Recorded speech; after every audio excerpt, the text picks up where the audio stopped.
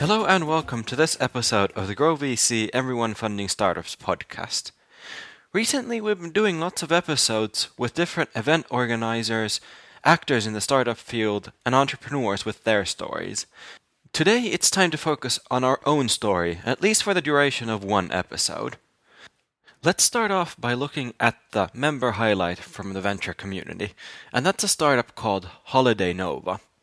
Holiday Nova allows adventurous travelers to search, research, compare and book holidays to lesser known and offbeat locations with lowest price and value guarantees. Sound interesting? Follow their progress on holidaynova.com and in our own funding community. So I'm here with Jouko and Valto. Jouko actually just returned from Singapore from speaking to a crowd of hundreds at the Infocom Industry Forum. So how about we start there, in Asia, with an update on how it went and what's going on? Yeah, I was actually in Singapore and Beijing, so that I went to see also our own team when we now started a local GrowVC service also in China, and actually those people are located in Beijing. So that it was a very interesting trip in many ways. And the Infocom Industry Forum in Singapore was really like a big success. I think that they had something like 600 people in the audience, and actually we had very interesting presentations also. There were people from several companies, but I would say that the main message was quite similar from all speakers. And it was really about networks in a global scale and how they influence on daily business and business activities. So that there was, for example, Amazon CTO who was talking about cloud computing and how it is significantly changing how companies need IT infrastructure, but it has also a lot of influence on the cost structure because you don't need your own IT infra anymore. And I think that this is very relevant also for many startup companies. And I think that another key message was, of course, that Asia is really leading the world economy in many areas. Of course, the US is still very important, and there are still something in Europe also. But if we think about growth numbers and also there start to be much more startup and innovation activities in Asia. It means that there are a lot of new interesting activities also in Asia, and this. It was a really interesting conference and really interesting people. And then I met also our local people in Beijing, and they have started well also. They are basically now in early phase, so that they are doing a lot of work, for example, to talk with local people, local organizations, to develop different kind of cooperation models, and also to think some components that can be unique for GrowVC China.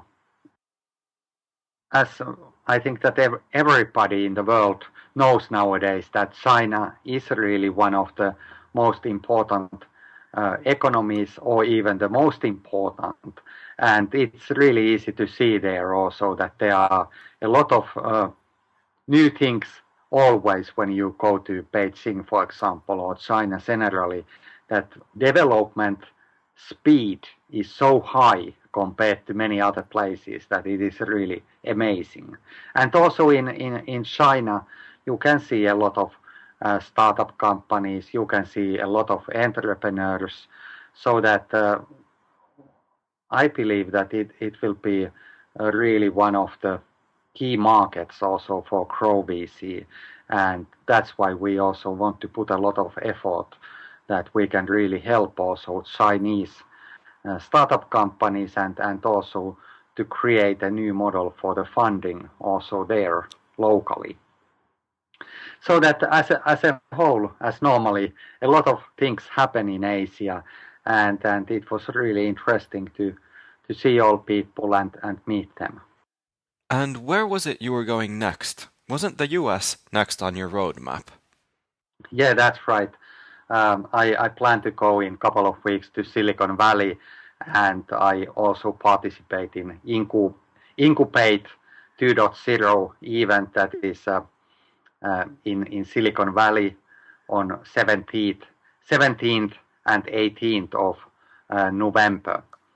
And I participate in new money panel in the event, and actually Alan Moore, who is also working for GrowVC, is going to speak. He actually has one of the keynote presentations in the event, so that then we also meet a lot of people in Silicon Valley, and we also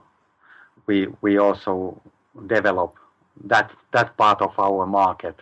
And I believe that we have something more to tell also, what we are going to do also in that part of the world somewhere in future. And of course I would welcome also all people who are in Silicon Valley or in California, or who come to participate in Incubate event, that they come to talk with me and Alan also, and we can talk that how you can use GrowVC service, but also how you maybe can help GrowVC to develop the service and also the community. So that basically, if you will be in Silicon Valley on that week, please contact me. And Valto, currently we're seeing GrowVC grow at an increasing speed, which is of course something that we as a startup have planned for since day one, but seeing it happen, it's really a turning point in the GrowVC journey. So could you elaborate a bit on what's going on at the moment and where we're headed? Yeah, sure. Obviously, like anything, when you start to build from zero, there's a lot of different stages that you go through, and from our own point of view, these stages obviously have been from the initial idea for the initial development period, and that in our case also included this heavy legal due diligence and setting up the global structures and so on, that we spent about a year or so.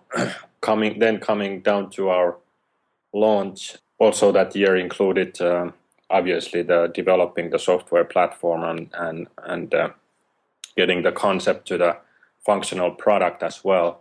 But then coming to the launch, and after the launch, now for the past 8 months or so, have been mainly pushing the concept out to the markets and getting feedback from actual users and actual markets. We did that obviously also before launch, but it's much different when you have the actual product out and you can talk openly about the concept and so on. So that has been partly pushing it forward, but at the same time validating a lot of our assumptions as we have been doing development originally.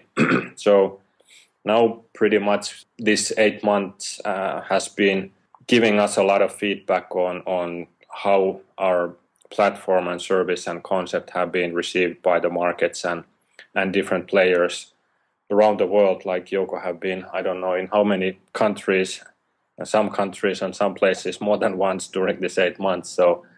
So we really have a real touch for these people in different markets. And obviously things like launching the India and China are strong indicators that there's a lot of potential partners also that want to work with, and there's a lot of people that we work currently to expand the concept. Basically, now that we have come to this point, there's also the next stage, basically, as we continue to push on the markets and what can be seen from the outside